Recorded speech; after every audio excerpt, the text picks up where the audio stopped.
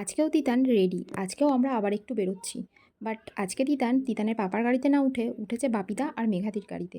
আর বাপিদা হলো তিতানের বাবার ফ্রেন্ড। আর মেঘাদি হলো বাপির ওয়াইফ। তো যাই হোক, ও ওদেরকে বাপিদা আর মেঘাদিই বলে। তো আমরা রাস্তায় বেরিয়ে পড়েছি। বাট কোথায় যাব সেভাবে কোনো কিছুই ডিসাইডেড নয়। তো দেখো, যেহেতু তিতান ওদের গাড়িতে ছিল, তাই আমরাও একটু গাড়িতে ছবি তুলে নিচ্ছিলাম বা একটু ভিডিও করে নিচ্ছিলাম নিজেরা।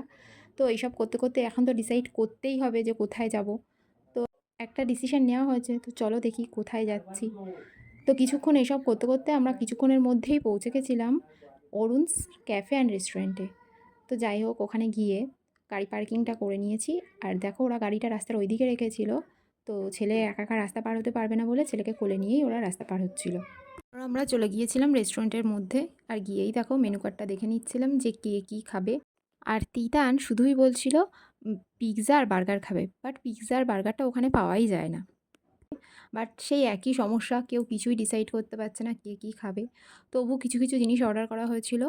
আর দেখো, এদিকটাতে অনেকটাই জায়গা ছিল, বাট প্রত্যেকটা জায়গা প্রত্যেকটা সিট বুকিং ছিল, ভর্তি ছিল।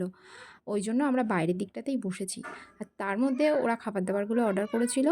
আর তাতে ছিল প্যান ফ্রাই মোমো, চিকেন 65, আর ছিল একটা মকটেল, সেটা হচ্ছে ব্লু লাগান, আর পকোড়া।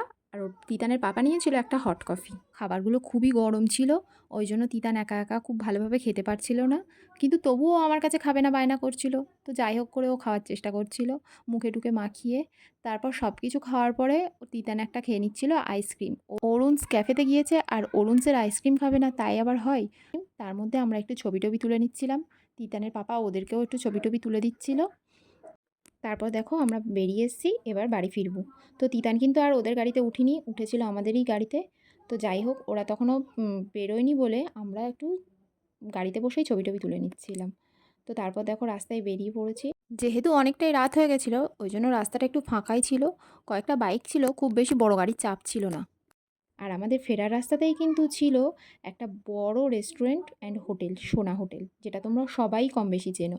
তো যাই হোক, সেখানেও আমাদের দাঁড়ানোর কথা ছিল রাতের ডিনার নেওয়ার জন্য। বাট আমাদের কারোরই পেটে আর সেভাবে কোনো জায়গা ছিল না বলে ডিনারটা আর নেওয়া হয়নি ওখান থেকে। আমরা সোজাই বাড়ি চলে এসেছিলাম।